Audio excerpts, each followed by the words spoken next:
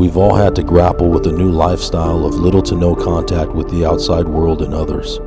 And like past generations that history books write about, our story will necessarily include the choices we make as a nation navigating through this turbulent pandemic. I felt that the making of this video, although very disappointing, disturbing, and distressing, was absolutely necessary as we begin to write the next chapter of our historical impact on global affairs as a country. I think they should shut down those things right away. I mean, it boggles my mind how when we have so many diseases that emanate out of that unusual human-animal interface that we don't just shut it down. I don't know what else has to happen. No, I think the Chinese wet market story is a cover story, and I think the cover story is now blown. And let me tell you why. The United States of America saved Western Europe and the rest of the world from some of the most savage and horrifying human beings that ever walked this earth when we defeated the totalitarian Axis powers on not one but two fronts in World War II.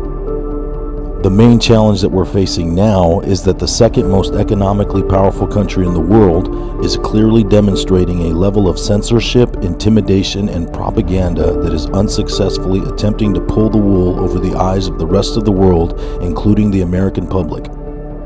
The President has signed a presidential proclamation using his authority pursuant to Section 212F of the Immigration and Nationality Act, temporarily suspending the entry into the United States of foreign nationals who pose a risk of transmitting the 2019 novel coronavirus. It's a bit rich of the Chinese to turn around and say we're overreacting. We have these extraordinary scenes too. They're being called fever camps in stadiums, gymnasiums and conference centres, which are being kitted out with thousands of beds, again, to look after people who have contracted this virus.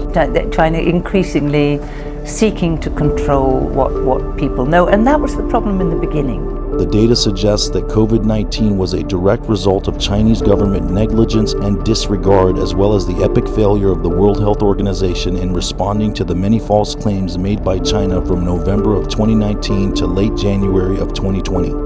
On March 4th, Chinese state media threatened to cut off critical U.S. drug supply. And then, of course, they've pushed the theory that the U.S. military started the coronavirus pandemic.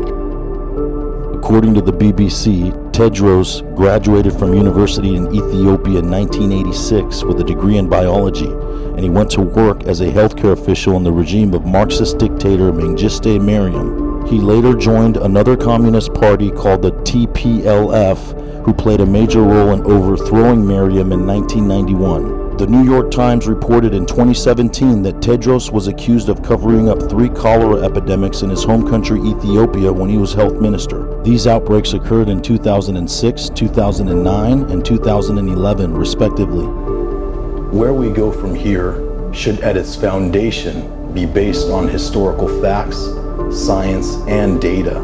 CDC is an organization, as you know, you and I have talked about it before. We're not an opinion organization.